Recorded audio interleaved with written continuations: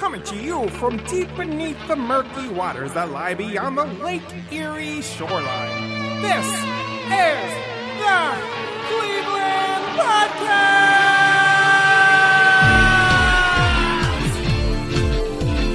With Fred the Mud Monster and South Bay Caesar. Find us online at facebook.com/The Cleveland Podcast or email us at theclevelandpodcast@gmail.com. Now, join us as we journey through Northeast Ohio and the city of Cleveland. Hey, Fred! What's going on, Caesar? Not much. How are you? I'm doing pretty good. I'm getting into salad recently. You got into salad? Mm-hmm. Oh yeah. I'm liking it a lot. I took it out on a date. Oh, it's a French salad. You know, they got away with words. You know, je m'appelle. Did you understand what she was saying? No. All I gotta do is speak the language of the tongue, baby. Was her name Michelle, my belle? Perhaps. I'm thinking like Patti LaBelle. Oh, okay. Well, we have another guest today. Indeed, a good friend of mine, someone who actually was in my fraternity for a period of time. And yes, I did belong to a fraternity. Not a social one, but a professional one. This man right here is Samuel Lee, a fellow student of Case Western Reserve University. You know, tell us a little about yourself for our now growing audience. Oh, yeah. Well, right now, I'm currently a grad student studying medical physiology. I mean, I'm actually graduating this semester, so decided to enter the free world, if that makes sense. Hopefully start working and apply to med school. There we go. Fantastic. Yeah. Fantastic. So obviously, you know, you're a man of many different interests, as I know you pretty well. You obviously, you know, you're trying to get into med school, be a doctor, which is the main theme of our little episode today, which is about medicine and the kind of the really interesting history about all the different aspects of medicine and how it kind of comes to be and how Cleveland's become this mecca of sorts of medicine. But not only that, you also have a very interesting background in history, right? Oh, yes. I was a history major for a certain time period. I mean, I graduated in undergrad as Chem Bio, but throughout my undergrad career, I actually changed my major, say 5 or 6 times. You did? 5, 6 times? Yeah. I just came to Case. I was actually an aerospace engineer. Oh, I didn't know that. Wow. Yeah. I went from aerospace, I think it was to bio, to psychology, to chemistry, and then chemical biology. How the hell did you get all those credits to go to work? Trooper. So you said aerospace, bio, chem, history. I don't know. I forgot my order, man. This has been a while, but I know I started as an aerospace engineer, history major at some point, and then I eventually decided to finish with chemical biology. So what kind of made you do those different shifts? I guess in college, I had, can I say maybe a paradigm shift in terms of what I wanted to do. Coming to Case, you know, I was like, maybe I should be an aerospace engineer. You know, that's what Case is known for. Right. It's a great engineering program, but I realized it just wasn't for me. You know, it was just, you know, I didn't see myself sitting down. No offense to engineers, but sitting down from 9 to 5, working on a computer or, you know. So I decided that I want to do something else. And, you know, I think one of the biggest shifts in my life was, you know, thinking of doing history. You know, history has always been a big part of my life. You know, my parents have always been very supportive of anything that I wanted to do. And I think around sophomore year, decided that, you know, medicine was something I really wanted to do and set my goal into it. Yeah. Yeah, that's pretty good. Well, obviously, you know, you have a deep connection to history, as do I. I remember, you know, when I was a little kid, I had this huge book. It was this battle book, right? And it was this list of all these battles. It was about maybe 1,000 of them. Wow. And I memorized every one of them. Just kind of like, this is this battle, these statistics. And I would throw these statistics at people like baseball cards, you know? It was something that was like, I thought was an honor and privilege. I think most people just went, what the hell are you talking about? Get back to your seat, Fred. Yeah. And it's just one of those things where you just go, you just wanted to keep learning more and more and more. And all of a sudden it became battle book, you know, sociology. And then all of a sudden just delves deeper and deeper and deeper into this world of history. And all of a sudden I somehow became a history major. But I'm curious, what obviously you have an interesting connection to history, so we want to know a little bit about it.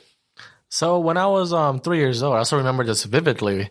I don't know, for some wild reason, my dad wanted me to. He showed me Saving Private Ryan when I was 3 years old. Wow. Still remember The beginning scene? Oh yeah, the entire scene when they're landing in Normandy. Wow. I remember that vividly, and I remember my dad covering my eyes every single time.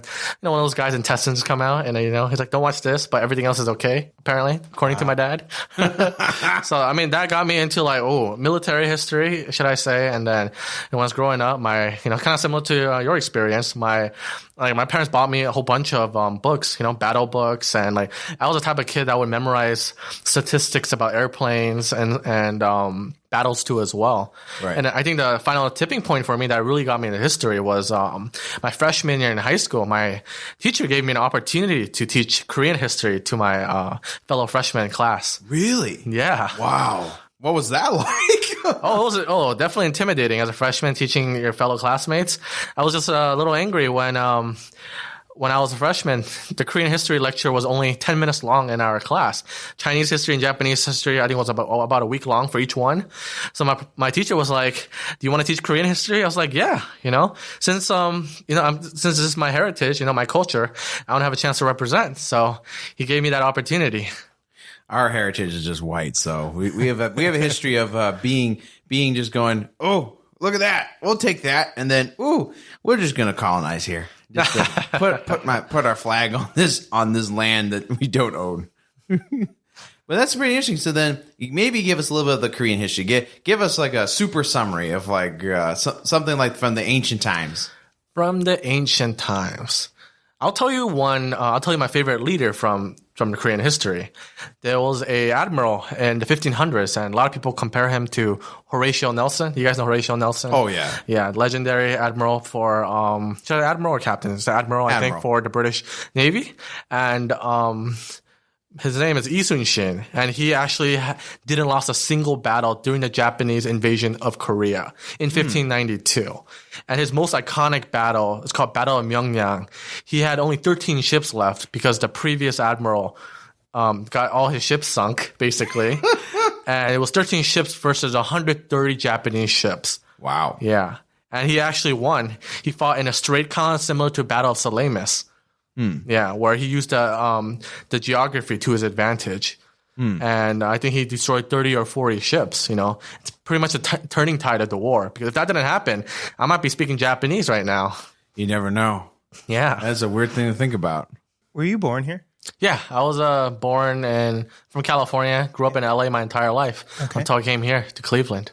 Yeah, so it's all pretty fascinating, too, because, you think about it, we're very much like, a nation of immigrants, Almost everyone has heritage back then. It's like, oh, we moved here, we moved to this country, and then, we all can go a couple generations back, and all of a sudden, we have this history. And I think that one of the saddest parts is that we only really talk about, our skin color's history in textbooks, And it's kind of interesting because, so many, and this actually kind of relates to medicine too, because so many of the most honored doctors and practitioners are white. I mean, there's a particular doctor that I'll look it up and I'll have the name by the break time. But this guy literally just experimented on slaves, and then he was like one of the big leaders in gynecology. And there's this guy who gets statues in his name, and all this dude did was, I'm just going to tear apart this slave. And that's how he learned how to take care of gynecology. But everyone goes, but he discovered gynecology. I don't care. That's just like, you could say that he did it, but at the same time, he doesn't deserve no damn statue. Oh, he has a statue here? No, not here. I think they took it down recently. I think it was there's a couple statues in that. I think one was at the University of Rochester and a couple of other places as well, where gynecology is heavily practiced. And this guy's like, even without statues, that everyone talks about him so kindly, but this guy was a slave owner, just straight up, this dude just wanted to grow his crops, and all of a sudden it's like, oh, there's a vagina. Wow, polyps. What is this? You just couldn't believe it. And all of a sudden, it's just weird to think that, we in history, we just want to cover up things, and in medicine too, when we don't really learn the whole story, we're just left kind of just, we don't understand it really. We only understand how society wants us to learn it, but we really should just learn the whole damn thing. So then, what else about kind of like your heritage? Being obviously a Korean American. Mm-hmm. What do you think about like obviously Case has a humongous Asian student population, and how did you feel? How did that feel like going from California with a really major Asian presence to now slightly smaller but just a little bit more intimate? What was that experience like? Yeah. I think definitely it was a huge culture shock for me. Growing up in California, I grew up going to predominantly Asian school, and I grew up going to a Korean church my entire life. So I was surrounded by probably mostly just Asians. Coming here, it's definitely diverse. I'll say it's mostly black and white here, but there you have sprinkles of Asians around this Case campus. We have a huge international student population, and I had a chance to connect with a lot of the students here, even despite our differences. And I think one of the best things I liked about Case was that despite those differences, we're willing to listen to each other, have an opportunity to explore different identities and experiences.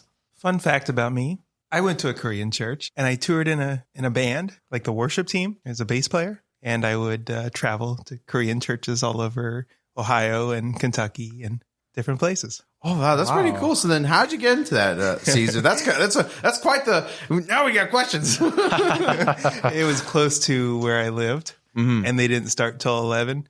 And I wanted to be able to go to church later because I was up late drinking on Saturday night. Oh boy! Well, let's blunt responses from Caesar. Here you're thinking something honorable, and here he's like, no, I was too hungover for 9 a.m. Oh goodness gracious!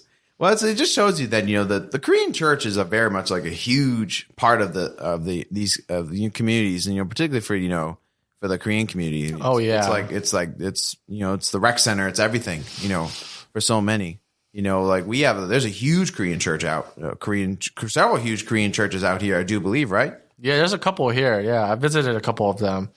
Yeah. There's a lot of Case students that actually go to these Korean churches. So I don't go to Korean. I go to an American church. Yeah. But I know a lot of my friends go to a Korean church. It's all pretty interesting too, but shifting topics a little bit. So obviously, you clearly have a good grasp of history, right? Yeah. Just in general. And of course, as, relating as a history person, one of the things that is really important in Cleveland is historical things, right? Oh yeah. Just historical, just kind of just history in general. Cleveland's such an old city. So I'm just curious, what are some like places that you would recommend someone to go that are kind of like historic for Cleveland? I think one of the first things when I first came to Cleveland, my freshman year, we had our orientation. And one of the very first things I've gone to was the arcade. Ah, okay. The one in downtown.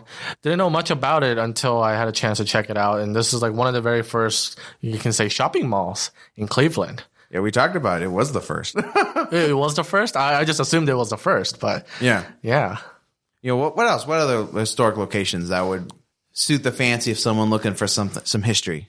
For history, there's a lot of little things. If you're really into U.S. history, right here at Lakeview Cemetery, you can see one of our presidents. Well, that's right. Which one? Garfield, 1881. Right.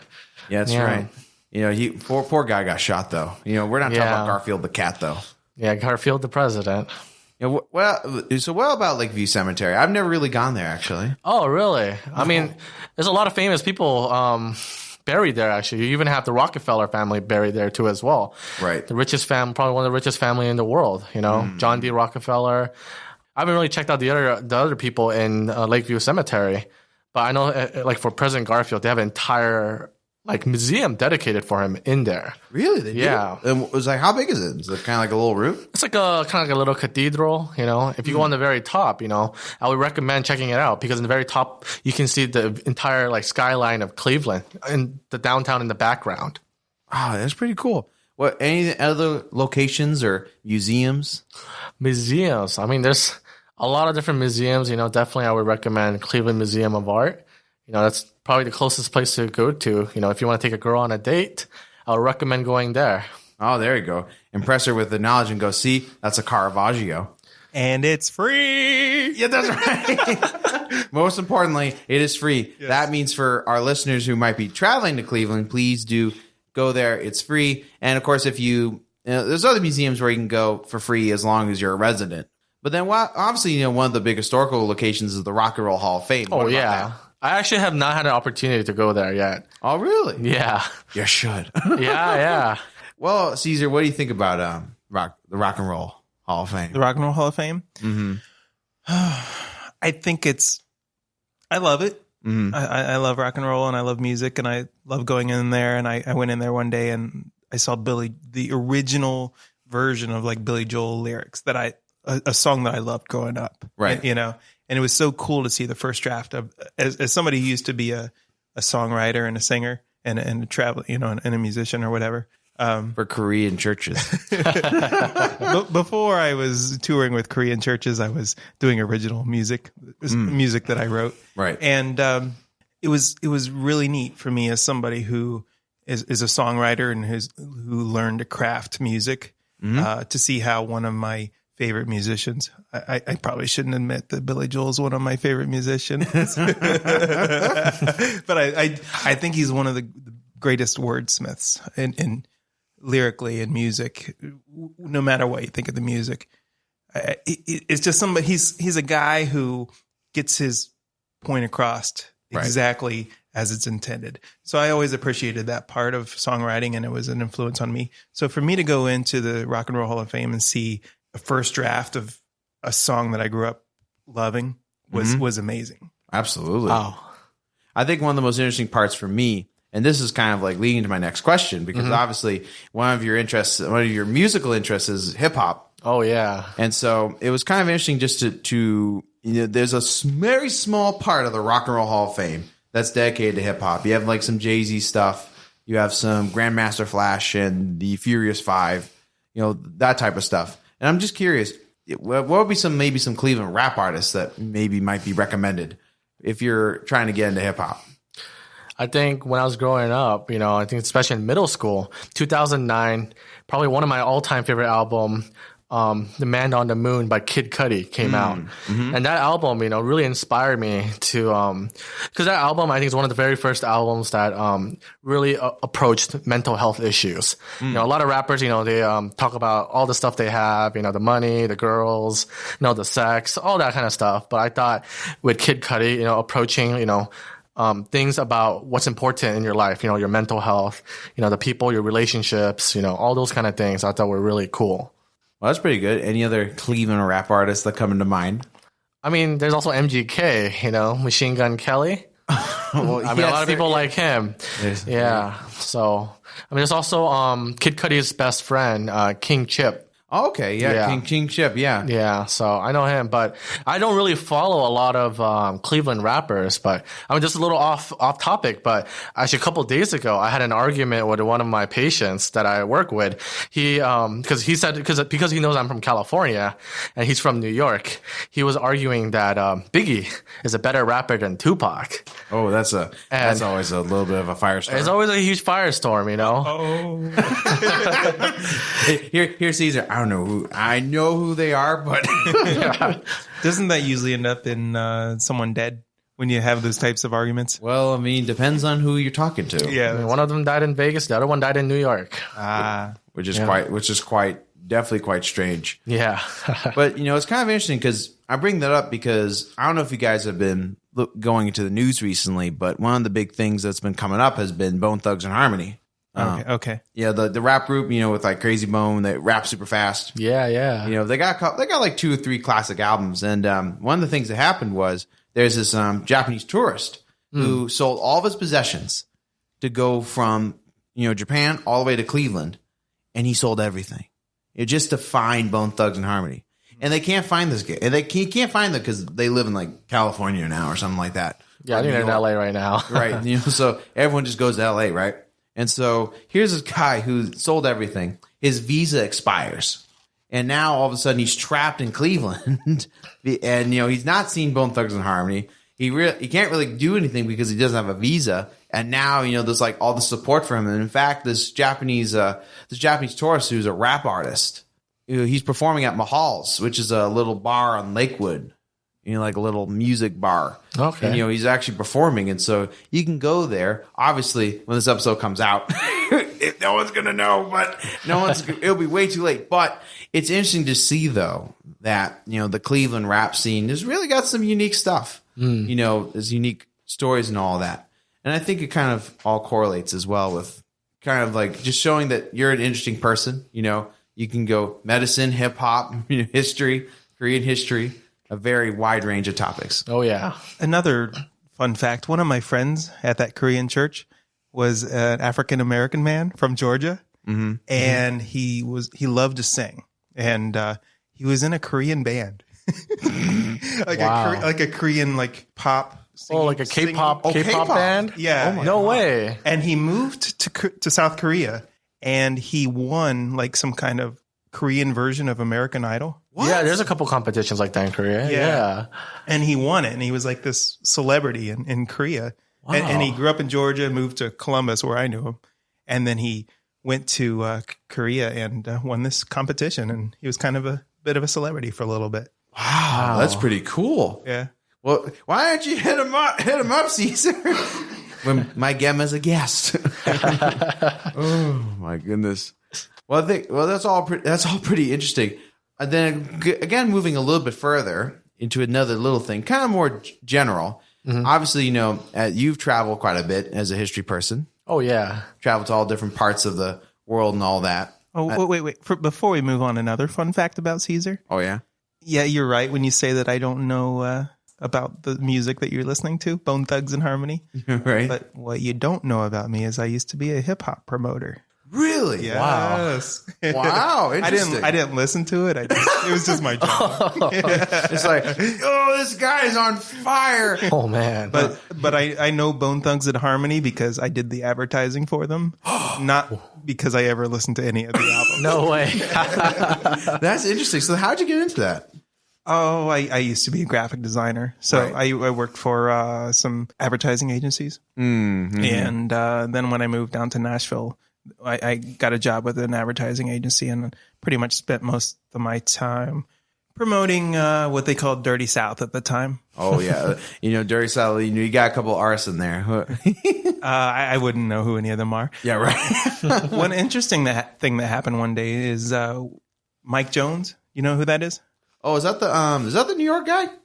I don't know. But I think I think he got accused of being a blood by Tekashi 6ix9ine. That's another big hip hop thing. But yeah, I think I know what you're talking about. I have no idea what you're talking about. That's fair. But for our audience, they'll understand. That's the important thing, Caesar. But anyways, Mike Jones, he was a famous rapper. I remember hearing the music on the radio, and I don't really even listen to hip hop. But he came into our work and did a private release for us. Wow. And he played the album, and we were just a bunch of white people, Southern white people standing around just watching. And, and we were like, oh, okay. That's so nice. It's nice to meet Mike Jones. Right. And I doubt any of us actually enjoyed hip hop other than maybe one or two people, but it was a fun experience. It was him and his posse or his gang or whatever. His group, yeah. His group. Yeah. We're having fun, without us. Right. But it was one of the probably more awkward things I've ever experienced. Interesting. Very surreal. Who would have thought that the most hip hop person here is Caesar? But moving things a little bit further. So obviously, you've traveled a lot as someone of history, as have I, and Caesar's definitely has his fair share of travels as well. From going across the country, just kind of broadening it a little bit. So where are some places that you've been to? I mean, I've gone to a lot of different places. A couple of years ago, I studied abroad in Europe. So I had a chance to go to Switzerland, France, Germany, all the big countries in Europe, you can say. Been to Korea, of course. Been to Taiwan, China, and then been to Peru. So I've gone everywhere, my friend. That's pretty good, man. I've been to almost over 40 countries now. Wow. I don't think I've been to that many states. I've been to all 50 states. Really? Wow. I mean, it's because, us mud monsters, we don't really need much money to eat so we could just save it up for just. It was like road trip. We're going everywhere, and we don't really need many cars because we just slowly sliver through the mud, and then we just can go all across the world. It's pretty great, But so, what are some some recommendations that I guess you could say for just broadening a little bit for like Europe and all in that, even though it's not necessarily Cleveland, but there's a Cleveland connection. Oh, yeah. I think one of the biggest things that I've enjoyed when I was in Europe was when I was in Amsterdam. In Amsterdam, it's a center of a lot of just cultural experiences, should I say. And over there is actually where the original Anne Frank house was at. Oh, right. Yeah. Obviously, that time period during in history was pretty dark, but really just seeing some of the things that people had to go through, the struggle, and just seeing like what the time was like, especially in the 1930s and 1940s, I thought was pretty mind blowing. Yeah, absolutely. Anything else about Amsterdam that kind of caught your eye? I mean, there's a thing called coffee shops. And, and people usually, that usually refers to something green, Something that grows out of the ground. Yeah, something that grows out of the ground. That was very popular in Amsterdam. That you can smoke. Yeah, pretty much. So that's kind of so it's pretty much Anne Frank and coffee houses. Yeah, pretty much. No, I mean, there's a lot of other things to do. I think one thing I really enjoyed about Amsterdam was everyone rode a bike.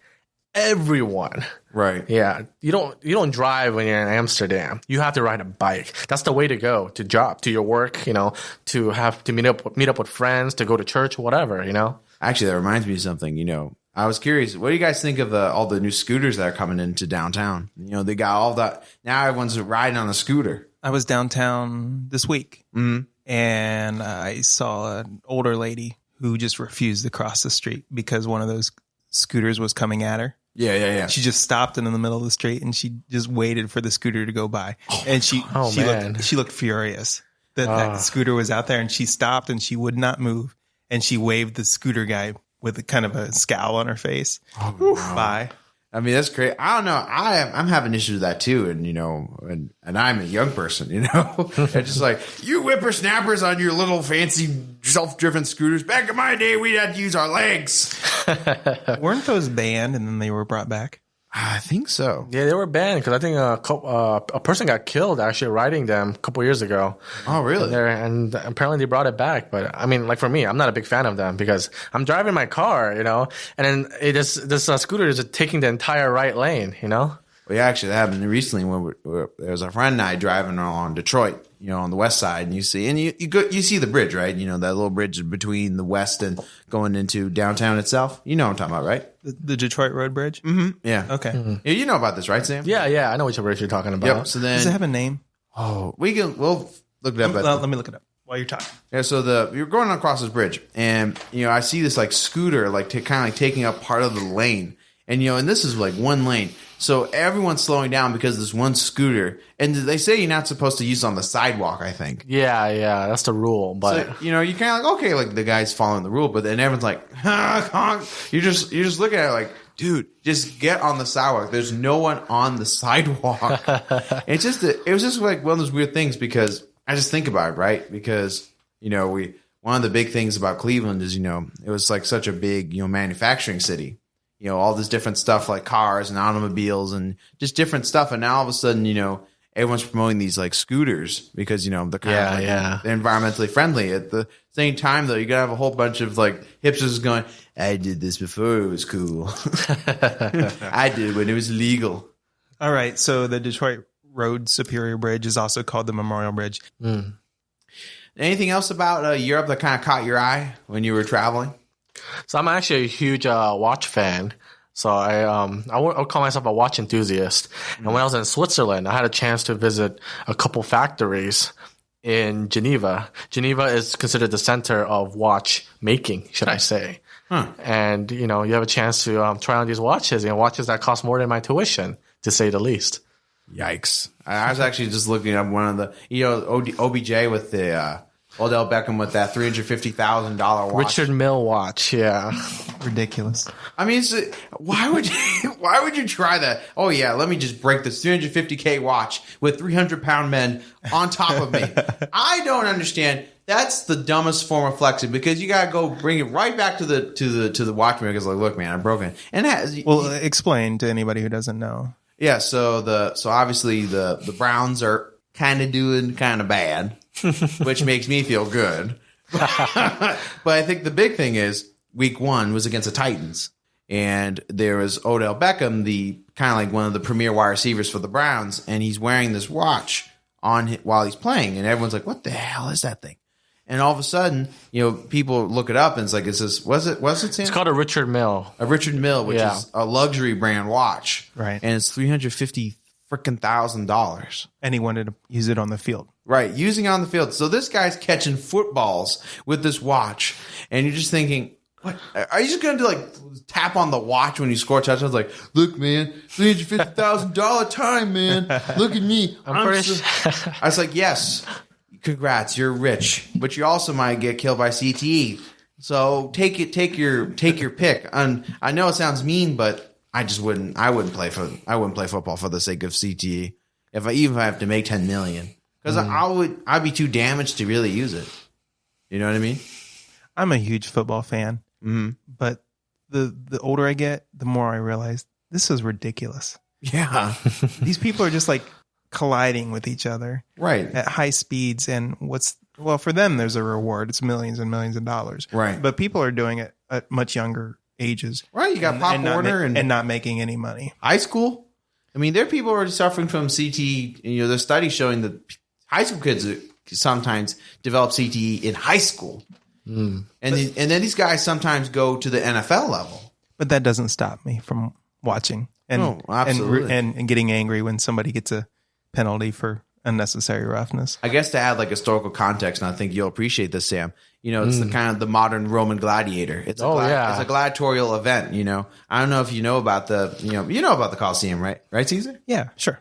So the gladiators would fight, and so it was very similar. I watched the movie with Joaquin. Yeah, right. Joaquin Phoenix, right? Joaquin Phoenix. Yeah. Now he's more known as the Joker, which is a very ironic twist. But you have these men who were slaves and they would fight in these Colosseums. Well, the big ones, the Roman Colosseum, is like the equivalent of the Super Bowl if you got there. And so these are men who are fighting in these massive Colosseums. But people just want to see blood. They want to see violence. They don't care about the story about these people. And I think it's a similar story with the NFL, where it's a modern context of people just want to see nasty collisions. Like, haven't we all seen Ray Lewis hits and go, "Oh, that is so brutal, but that's so cool."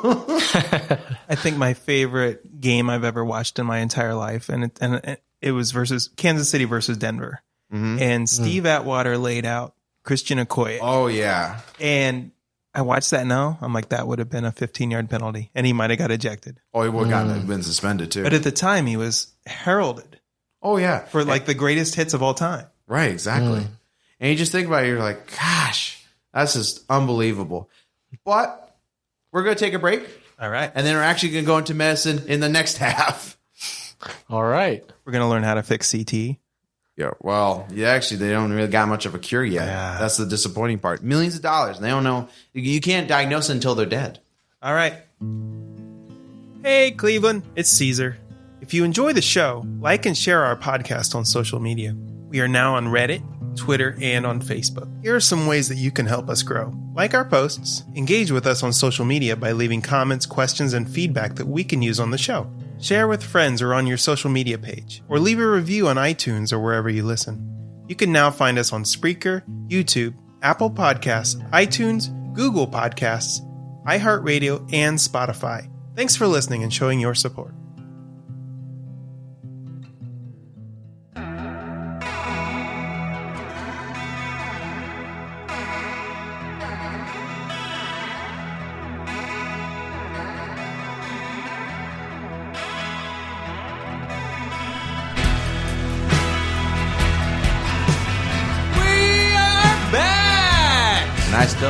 I still like salad. Oh, that's good. It's a very good nice, thing. healthy diet. Yeah. Speaking of health, we're talking about medicine. Now, officially now, we're getting serious. Somewhat. It's a comedy podcast, but we talk about serious things. We're back again with our guest Sam, And, of course, we were talking about the process of medicine in Cleveland. So first, before we go into the process of going to medical school and doctor and all that good stuff, let's talk about some of the major hospitals that are around here. And I think this will be something good that people will be able to use, because if you go to Cleveland and you have some medical emergency, well, you can go to these 3 major hospitals. Caesar, what are they? Cleveland Clinic is the one that's the most well known. Right. That's the one you work with, right? Yeah, that's the one I don't work with. I volunteer there. Oh, Yeah. Okay. Metro Health and University Hospitals. It's kind of interesting that 2 of them are right next to each other. In your case. Yeah. Because the first one, University Hospital, is literally right on campus. Oh, yeah. And then the second one is right down by East 90th. You go down there, and the Metro Health is, they're like West 50th. Would that be about right? It's in that Clark Fulton area. They're all over the place. They are. And there's so many different branches, too. I mean, you can go as far as, I think even like Youngstown has a branch. I mean, there's even branches in London and, Dubai. You're like, who the, hey, you hear these people go, Cleveland Clinic. What is that? It's like, Cleveland. I never heard of that thing. I was really blown away. I was listening to one of my favorite podcasts called James O'Brien's Mystery Hour, and it's out of London. And I was blown away when the Cleveland Clinic came up as a topic. Oh, really? Dude? Right? Because they have one there, and right. The Mystery Hour is just like people calling in asking questions, and then other people calling in and answering. So they always ask, "What are your qualifications?" Oh yeah, and one of the ladies' qualifications was that she worked for the Cleveland Clinic, and she would travel from Cleveland to London, and they eliminated that flight. Oh, really? Yikes. And that upset some people because there would be a lot of wealthy Middle Eastern sheiks or whatever, and they would take plane flights from the Middle East to London to get to get medical help from the Cleveland Clinic in London, which is bizarre. Wow. And now they got one in Dubai, so... Oh, do they? I think they do. Yeah. It's opened up recently at UAE. Yeah, right. Yeah. UAE. Yeah, so, now those wealth, that's why they probably closed down that line, because we don't need it anymore. We just go straight to Dubai, and then you just get the treatment there. Which one is Ahuja? Is that what it's called? Ahuja? There's a hospital called Ahuja. Yeah, that's University Hospitals. That's University Hospitals. And that's over in Beechwood? Yeah, right. Yeah. Well, so I got the thing from the University Hospitals website, so shout out to University Hospitals because they talk about it. Monte Ahuja came to the U.S. in 1969 from India to attend graduate school at Ohio State University. There he earned his MS in mechanical engineering. In 1970, he came to Cleveland and earned his MBA at Cleveland State University. So this guy's got connections to Cleveland. While he worked various jobs and struggled to make ends meet, as part of his coursework at CSU, he developed the business plan for TransStar, which started to turn a profit after the first year in 1975. Today, TransStar is the leading worldwide distributor of quality transmission parts to the motor vehicle repair industry. The company has annual revenues of more than $250 million. That's quite a few. What's that watch again?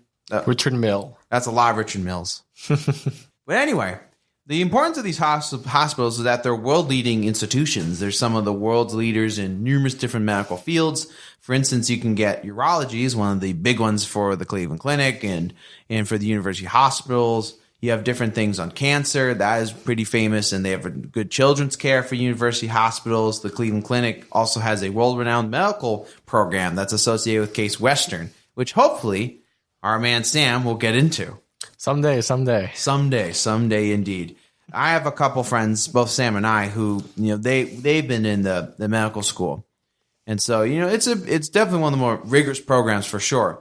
And it just shows that, Cleveland has this kind of interesting tie to medicine. And there's always these different little interesting medical facts, which I'll just quickly bring up just to show people just kind of the depth of the world of medicine. And to kind of begin, we're going to start a little bit grim. The gas mask for World War I was invented here. Whoa. Interesting fact. A lot of people thought that the Germans were the first ones to use gas during World War I, but it was actually the French.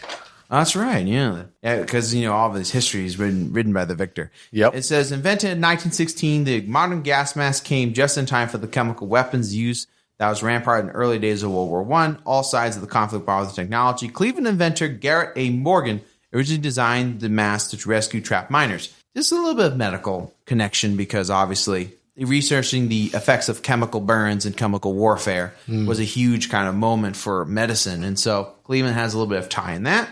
And then some additional discussion on this. Case Western Reserve University developed a test for infants that can indicate mental retardation a year after birth. This was one of the first of its kind, developed in 1987, and the first artificial chromosomes ever created in the history of medicine came from Case Western Reserve in 1997. Wow. So that's really huge for genetics research. Mm-hmm. And then from there, you also have the first near total face transplant that occurred in the Cleveland Clinic in 2008. Patient had no nose and missing bone support in the face. The Cleveland Clinic's Marshall Strom, help me pronounce this, Sam. Otolaryngologist. Otolaryngologist. Not the right person. That's fair. Whatever that word is. Performed the first successful total larynx transplant in 1998, and this come some of the things that that Cleveland Medicine has its hands on, and a number of other things, including the Cleveland Clinic's CEO, who actually spoke at the Case Western Reserve conventions in 2018, Dr. Cosgrove. Oh yeah, he's a world famous doctor, wasn't he? The Surgeon General. I think so. Yeah, for the Obama administration. So Cleveland's got a lot of just fascinating medicine attached to it, and so everyone wants to go to these schools for the sake of medicinal practices. And so I was curious, kind of like now some questions for you. Yeah. When you think about that process, so what's the process like to now knowing a little bit and applying for it? What's that process like to start to begin? Okay, I'm now going into medical school. I mean, obviously, everyone goes through a similar process of this term called pre-med, going through all the general classes of chemistry, biology, biochemistry, physics, and of course, everyone has to take this exam called the MCAT, which basically determines, where you are percentile-wise compared to other people that are also pre-med. Mm-hmm. And, the process requires, it's a very expensive process to say the least, to apply to one school costs maybe a couple $100s, adds up very, very quickly. Naturally. And for me, I haven't applied yet, but hopefully this upcoming summer I will. And, the process requires you to write a couple essays, get letters of rec, all the typical stuff that you need for other professional schools too as well. But, you'll be doing this for hopefully, for myself, hopefully I'll get in somewhere and then go straight to med school next year. Which is great. Why is the application process so expensive? Is it because they want to make sure you're serious about it? Or is it just because they can make money? I would say it's a little bit of both, I would say. Yeah. Because, I think applying for medical school, I think there is an advantage if you are financially more able to, because a lot of schools do offer kind of like write-offs for applying to their school, but you have to have a certain salary cutoff before you could actually have that free application. Right. Okay. Well, that's a pretty interesting process. So then describe some of the pre-med that's required. A typical student, I would say, should at least get mostly A's. That's, of course, important, just like any other program, I would say. Mm-hmm. And I think for me personally, one of my current passions, and it's been my passion the last 6 years, is working with children education and adult education too as well. And, working with these people in terms of helping them in subjects that they're weak in, like math, and even history too as well, science, whatever that's required for them. So, right. I think it's all pretty interesting. So then, what are some of the classes exactly? Oh, the classes, man, I have to say I had a lot of nightmares of taking these classes for sure. Okay. Some of the classes I've taken, definitely you have to take evolution/ecology kind of class. You have to take amino acids, protein kind of classes, physiology, biochemistry, right, and everyone's worst nightmare at Case Western, organic chemistry. I actually liked organic chemistry. Really? Oh yeah, I actually was quite good at it. Oh, and that's and it was kind of interesting because then the next year I took anatomy in high school, and I remember my teacher was like, "You should be a doctor. Like you really remember a lot." And I was thinking in my head, surgery, blood, no, no way on God's green earth am I going to do that. But now I kind of look back, I'm like, well, it might have been interesting, but I don't regret any of my choices. But I'm actually kind of affiliated with this medical field anyway. I mean, as a speech coach, I had some clients who were from the University of Stanford, and really? Oh yeah. Well, I mean, and these were like, professors, so, and they give these presentations on these like complicated PhD processes. I mean, I swear half of the time when I'm doing work for them, I'm looking at medical dictionary and I'm like, what the heck is that? These words like translating the medical valley of death. I'm like, what does that even mean? It's just like medical bedside translation, which, you think you're like, what, translating language? Like, no. It's like consent to use the body and for autopsy. You just think about it, you're going, holy moly, like these terms are insane, and you just think about it, you go, there's so much of it kind of goes back to Cleveland and the history, discovering all these big key things. Why do you think so many people go into medicine, particularly here in Cleveland? I think here in Cleveland, like you mentioned earlier, we have 3 great hospitals, Metro, UH, and Cleveland Clinic. And, this gives a lot of opportunity for people to really focus on, the health field here. Right. And I think we have great programs here. Case Western has one of the best medical schools in the world. And like you said, we also have that kind of dual program with Case and Cleveland Clinic kind of program. It was a 5-year program, I believe, that a lot of people apply. I think we have 5,000 people apply and only 30 people get in. Only 30? Only 30 people get in. Yeah. Wow. That's nuts. Yeah. And I had a couple friends that actually got into the program, but they did a lot, I have to say the least, Yeah, you and I have mutual friends, so I know about some of those people. Yeah. You realize Caesar, they literally, it's their entire life. Yeah. It's 80 hours per day, 80 hours per week.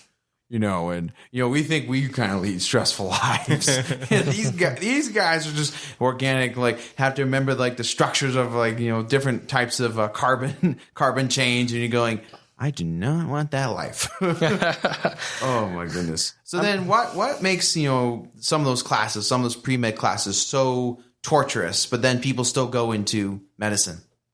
I think the first thing that the reason why these classes are hard is because they want to weed out people. You don't want everyone to apply to medical school. You don't want a bad doctor. Yeah, of course you don't want a bad doctor. Wait, I can imagine this. So, Dr. Fred, can you just replace the heart? Sure, I know what a heart looks like. Dr. Fred, that's a tomato. No, it's not a tomato. I don't know what you're talking about. Where's my butter knife? You mean the scalpel? No. I need to spread this butter on the body. They said they lacked salt. You spread the butter on them. No, that's not how that works. We need to give them IV. No, give them butter. Put the butter in the cut and just feed the butter into the bloodstream. It will be fine. Do not let Fred operate on you. I actually was pretty decent at when I was doing biology dissections. I was actually pretty good at that. Yeah. But just animals and not live human. Trust me. If you're dead, I can do it. Otherwise, no go. Oh boy. But anyway, so then going on to the weeding out. Yeah, so like I said, a lot of students, you have a lot of people that are aspiring to be doctors. But unfortunately, medical schools, they can't accept everyone. And the process starts in undergrad where they have to, make the classes difficult, so only certain people are able to, cross that line where they have that ability to study hard, work hard, and have a round these days also too as well. A lot of medical schools want you to have a very rounded kind of resume, if that makes sense. Of course, grades matter, and like I said, the MCAT score matters too as well. But you want clinical experience. You want to also have volunteering experience. Have a kind of unique set of I guess you can say, skills that, when you do your interview, you're able to show that, you're different than all the other candidates for medical school. Right. So then I guess, most people would say that organic chem is the number one that weeds everybody out. I would say so, yeah. I mean, for me, fortunately, I did really well in organic chemistry. Oh. Yeah. But, but that's kind of interesting. So then, so someone who's kind of gone through the whole process, right? Yeah. Who's crossed that side from being someone who could have been weeded out to someone who's now amongst the weeds, as you could say. What's the next step after that?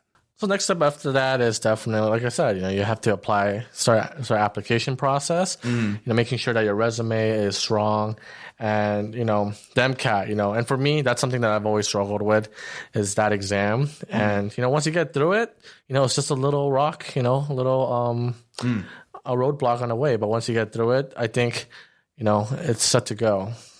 Right, and I think it's kind of interesting to point out that that's not only that, but it's also this resume thing. You have to be stacked in your resume. Oh yeah, I mean I've seen some of these people's resumes, and man, people have done a lot. Yeah, so what would be something that you would expect from a good candidate? From a good candidate, I think what's been very popular at a lot of medical schools is having publications in research. Those definitely help with showing that you have that kind of bench lab kind of experience, if that makes sense. Mm-hmm. And also, I would say having a lot of hands-on experience with patients, so clinical hours, if that makes sense. Yeah, that makes some sense. It's actually you're talking about published works. Fun fact: Fred has an archived paper in a museum in Arkansas. Whoa! Yeah, man, it's pretty far out. I wrote this paper on Japanese internment in World War II. Yeah. Oh, okay. And the professor was like, "Oh, this is great." Why Arkansas? Good question. So there's a lot of the Japanese internment camps in World War II were in Arkansas, and one of the major bases was in McGee, Arkansas. And so this is the site of the National Museum. And it's a small museum, pretty good though. I remember I go through, and I'm just very shy. I'm like, I know about this research. I've done extensive research on this. I did, one of these complicated papers. And all of a sudden, my parents who they want to just flex, they want to flex and be like, look at our son. He's so good. And all of a sudden they said, well, actually, we're looking for a research paper. And so, my parents are like, oh, he wrote one. And so, they took a look at it. It's like, we're going to archive this. Wow. So, I should put that in my resume, but I never do. I always forget. But we're going to move on a little bit because obviously, we're talking about medicine itself. We're not talking about internment in Arkansas. But there's a couple of history little things about the Cleveland Clinic. And, obviously, thank you, Wikipedia, because all research is done by Wikipedia. Right. The eternal source for correct information. So correct. So then here's a couple of interesting things I guess you could talk about. So beginning with the Cleveland Clinic, the organization grew out of the surgical practice of Frank J. Weed. I guess that's where weeding out comes from. And died in 1891 at 16 Church Street on the near west side of Cleveland. The practice was purchased by his two assistants, Frank E. Bunce and George Washington Creel. In 1892, they were joined by Creel's cousin, William Lower. And in 1897, the practice moved to the Osborne Building on Prospect Avenue, downtown Cleveland. From there, it kind of just keeps building, kind of because, they got money. So, just keep developing it. And then a 4-story outpatient building was constructed, and Cleveland Clinic was dedicated at a private ceremony on February 26, 1921. It opened its doors 2 days later to the public and registered 42 patients. And had 60 employees, including 14 physicians and 4 nurses. And then from there, to kind of explain this, the Cleveland Clinic actually still has the old building. And you can talk about this, Sam. I'm pretty sure you're well aware of this.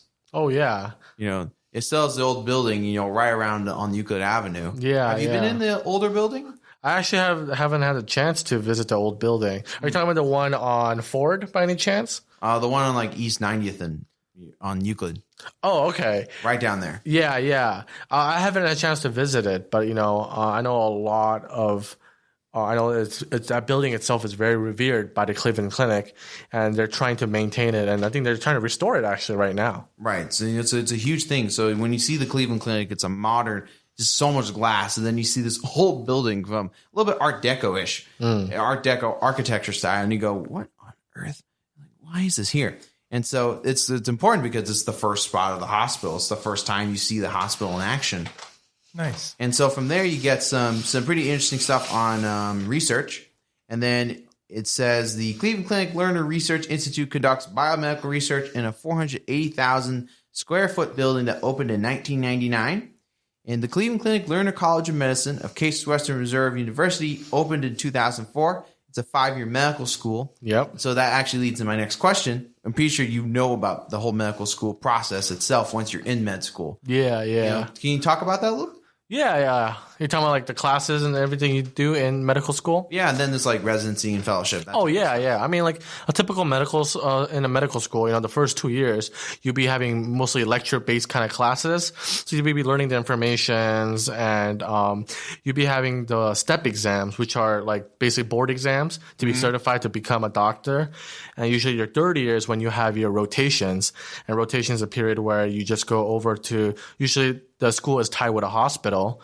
Right. And that gives you an opportunity to basically kind of follow different specialties in that hospital. The fourth year, you kind of do the same thing, but you are by then you are applying to residency, and hopefully March. That's why every March is when they have the match day, where students are getting matched with a hospital hospitals to get matched with. So a lot of them become, right after they graduate, they do residency. And the program for residency usually range from, I think there's even a 1-year program, but usually they range from 2 to 5 based on what specialty you do. Right. And after residency, a lot of people do fellowship, which is even more specializing, which is a 1-year to 2-year program. So you can be staying, after undergrad, you can be going to medical school, residency, and fellowship, but you won't see your first real paycheck until maybe 10 years after you graduate from undergrad. Which is a little bit insane. So here's some medical breakthroughs courtesy of myclevelandclinic.org. The isolation of serotonin, a key factor in hypertension. The first coronary angiography. Oh, wow. So in 1958, the development and refinement of coronary bypass surgery. So, there's a lot of key stuff in here, a lot about the heart. Cleveland Clinic is the number 1 in cardiology. Right. It makes in the sense world. Given that Cosgrove, the doctor, his specialty was in the heart, and he had these huge surgeries that would become pretty famous regarding the heart. He was a pretty famous heart surgeon.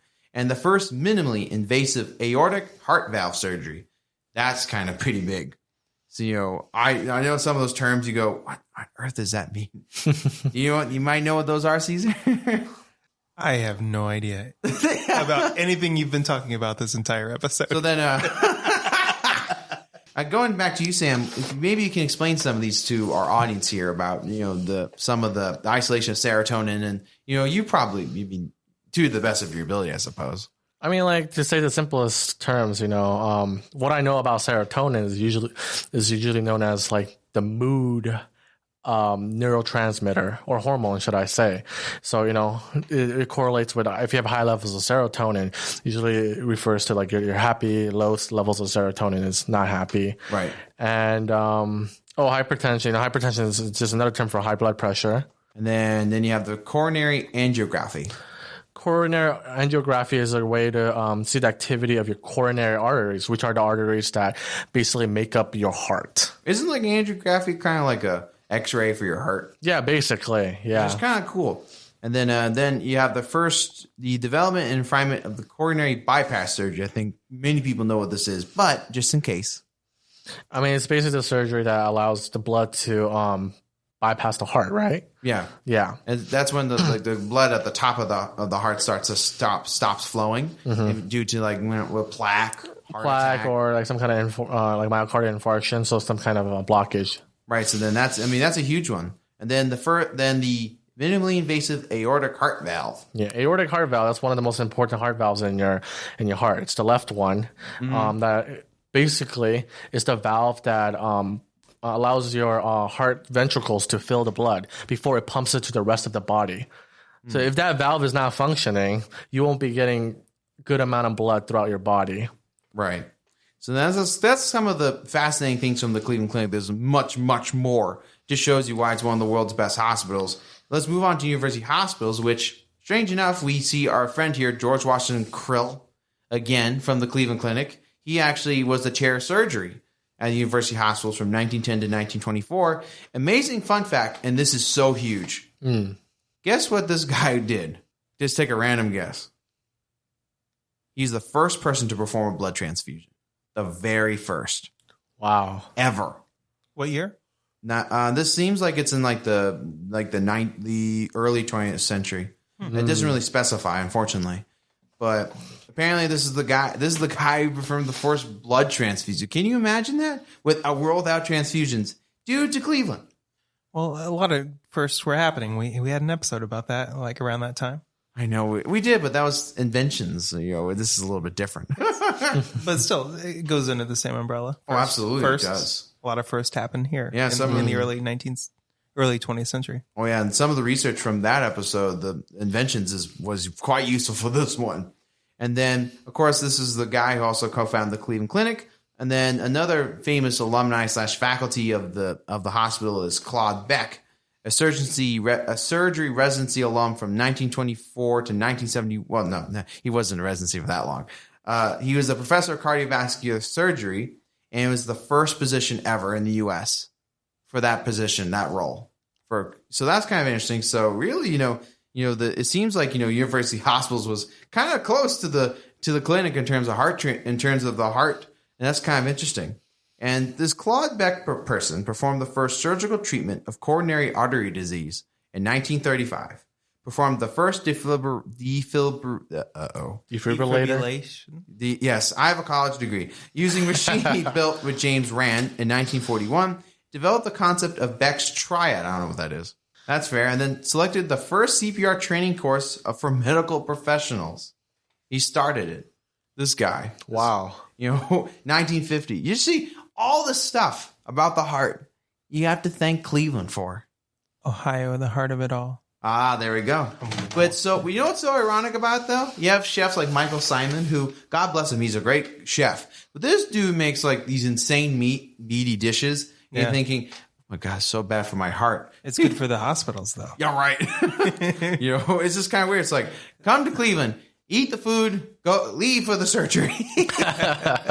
And then another famous alumni, Peter C. Agre, and was a co-recipient of the 2003 Nobel Prize in Chemistry for discoveries that clarified how salts and water are transported out of and into the cells of the body. Osmosis. Yeah. So, maybe you can explain that. Osmosis? Yeah. I mean, it's just a flow of water, from higher to lower concentration, usually when you have salts. Right. So then, and then it says leading to a better understanding of many diseases of the kidney, heart, muscles, and nervous system. And then Alfredo Palacio was the president of Ecuador. And that's another famous alumni from the University Hospital. So you got a president, a Nobel Prize winner, the guy who invented pretty much CPR and coronary artery disease treatment, and the guy who performed the first blood transfusion ever. Wow. And that's the number 2 hospital in this city. Now we have Metro Health, which this one actually is pretty interesting, but not as much. There's a lot of good things that they did too, but this one they not as many outstanding world-shattering achievements, but they had some pretty good ones. So this is actually one of the first hospitals ever in the history of the Cleveland. It was found City Hospital, which is Metro Health now, was founded in 1837 when Cleveland City Council designated control and management of the township poorhouse to the new City Board of Health and renamed the building City Hospital. For more than a decade, the hospital operated in the 2-story building located at the northwest corner of Clinton Street and Sumner Avenue. So Clinton Street apparently is now East 14th. So, you can find the original building. The site is now part of Erie Street Cemetery. In 1855, the institution, then called City Infirmary, moved to its current location about 2.5 miles southwest of downtown. You can see this hospital is a very old hospital. And then some additional things as well. it's just pretty much it's just kind of like just a good solid hospital. In terms of really much major accomplishments, you really can't find too many, fortunately. For Metro Health? Yeah, it's just a very good hospital. That's tied to Case Western, has good research. It's just a solid, pretty good hospital. And when you have guys from the clinic and University Hospital who can then go to Metro Health, it really helps. But one thing I would say for Metro Health is that they have some of the best critical care unit in the nation, though. So like emergency? For emergency, yeah. Right. So if I have an emergency, go to Metro Health? Yeah, I think Metro Health is the way to go. Really? Okay. Wow. Yeah. Well, I mean, that would have helped when I found someone passed out on my bathroom floor. It would have been very helpful for that. Did you call the wrong hospital? Yeah, I called the University Hospital. I mean, they took care of it, but you're kind of sitting there like, well, they're alive still. Yeah, they are. So it worked out. It worked out, but we should have just called Metro Health instead. Yeah. It is what it is, though. Time is of the essence. But it's pretty interesting that that this hospital, although not the most accomplished, but it's the oldest of the three. So that's kind of interesting. You think about this is kind of like the first Cleveland hospital. This is where kind of the traditions began with this hospital. And it's kind of interesting just to observe that and just to see that, It's kind of interesting. I don't think I've ever thought about it until this episode. Every city kind of has its own local hospital, right? It does. Yeah, it does. There are no chains. Huh. Well, but then again, they don't need no chains because these hospitals operate with some insane budgets. The operating budget for the Cleveland Clinic, according to my myclevelandclinic.org, you know how much the operational budget is? I have no idea. Almost $10 billion. Wow. Per year? Annually, right? $10 billion. You think about it, you go, I want $10 billion, don't you? Yeah. What would you do with $10 billion, Sam? Me? I'll buy a house. Buy a house. There's a house that's up for $1 billion. No way. Yeah, it's created by this Indian mega billionaire. Where is it at? I think it's in New Delhi. New Delhi? Okay. The capital. Yeah. It's like this. It's really insanely large house. Are you going to buy your house in Cleveland? Because I don't think there's a house in the Cleveland area that even comes close. You could probably buy the city of Cleveland for $10 billion. I mean, you might not be wrong there. City council certainly loves to sell themselves to all types of corporations. Just a little bit of a political jab there. Anyway, if you don't hear from Fred, that's why. Oh boy. I've made some political enemies over the years. In Cleveland? Yeah, there's I had some little things here and there. Actually related to medicine, it was I don't even know one political person in this city. Oh yeah. Well, I mean, I guess you got to go to where the politicians are. I know quite a few city councilmen, and we actually were fighting over the Q when the Q was getting renovated, the Quicken Loans Arena. You didn't want the renovation? Well, because it was kind of like extra, and it was up to code anyway. Yeah, and it was on top of it. That was money that could have been used for mental health institutions, which is a serious issue here out in Cleveland. Yeah. And so we're saying no, we don't. You don't need to put the money in there. And I remember, I directly confronted the city council president, and this guy turned green because he was like, he didn't want to take any questions about it. And then I didn't care. And I just asked it anyway. And he had to actually answer in front of the media for a little bit. It was definitely like a weird moment, but I know then he's kind of like, ugh, you again. So there's a little bit of a tie to medicine, I suppose. I was actually listening to another local podcast, Cleveland.com. I think they do one every week. Mm-hmm. And they were talking about how the Q was actually done pretty well. It's a lot of money. Right. But they said it was pretty conservative how it was done. And it improved the arena a lot. And one of the things that they were talking about is that it's cold during basketball season and hockey season, downtown. That's one of the things about Cleveland is that the temperature, if you're in the suburbs, and the temperature if you're downtown and the wind is blowing off the lake is completely different. If you travel around the city during the day, you have to have two different layers of clothes. Yeah, you do. One for if you're going downtown and another for if you're out in the suburbs, Mm-hmm. Absolutely. I know that feeling. So one of the things that they did with that renovation was to make a little area where the people don't have to wait out in the cold. Well, that's good. Wow. I thought we were told that was just for the glass, but again, there was some good that comes out of the renovation, but in the end, money could have been put elsewhere. Yeah. And besides, Dan Gilbert's a multi-billionaire. This dude could have pocketed it right out of his money and been like, all right, I'm done. Talk to me about it in 2 years. But moving on past that, though, a little bit, the queue. That's neat how we got political on a I know. very serious medical. Well, I mean, politics and medicine go hand in hand. Yeah. They're pretty similar. They're pretty close to each other, Yeah, maybe you can expound upon that. Oh man, I mean, if you don't, we can always talk about the current healthcare system in the U.S. Absolutely, yeah. You could start to talk about that entire insane thing. That will be an entire separate podcast. Oh yeah, when we bring in an actual doctor. Sorry, Sam. Oh, it's all good.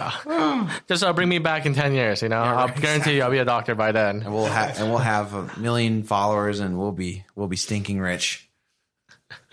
That's definitely weird to think about. But I wanted to kind of go to one last thing. Mm-hmm. Talking about just compare some of the hospitals a little bit. Obviously, all three have a lot to claim themselves on and pretty good merit. We have one that's one of the best in emergency care. Then you have 2 hospitals that invented so much in research in the heart and genetic diseases. And, just a series of monumental accomplishments by all these hospitals except Metro Health. Well, in terms of emergency medicine, they're pretty monumental. They're pretty good, I would say. Yeah. They're just very good good users, practitioners. I think I'm going to defend Metro Health.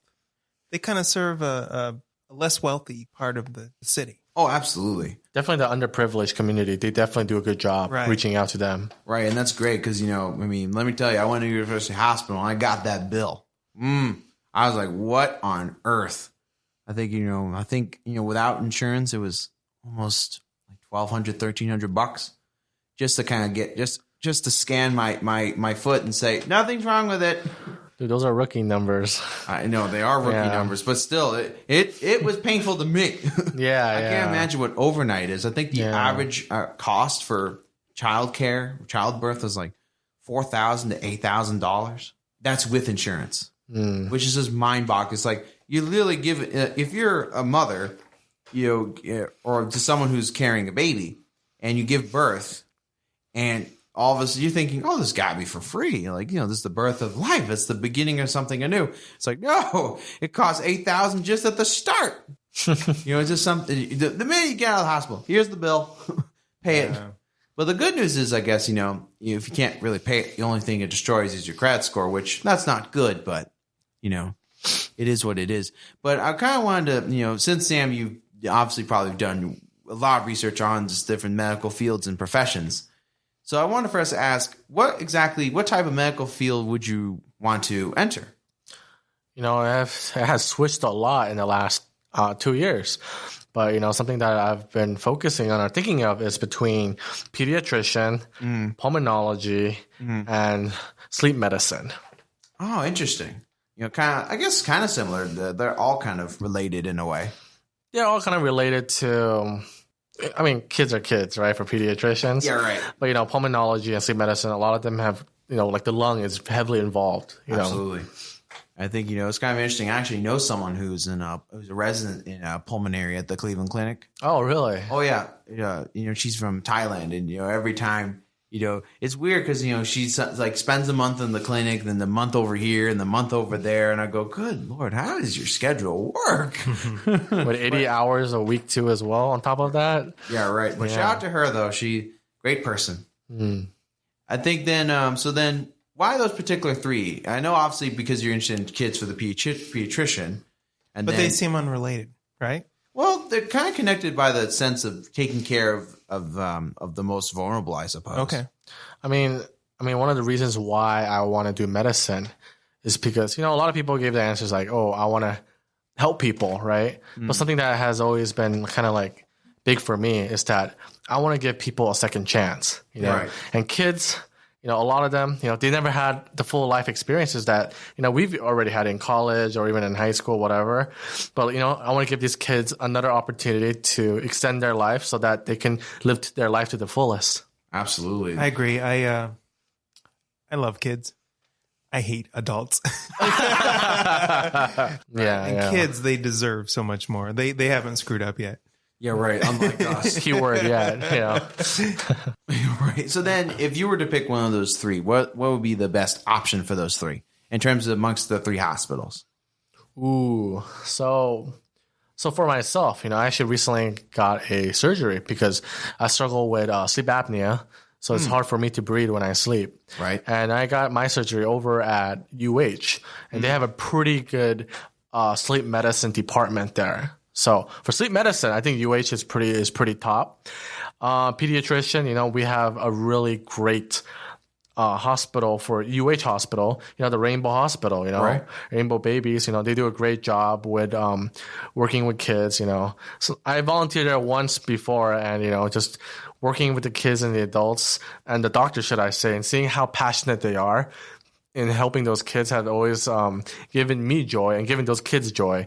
And it's always been my passion to maybe partake in that as a doctor in the future. Right.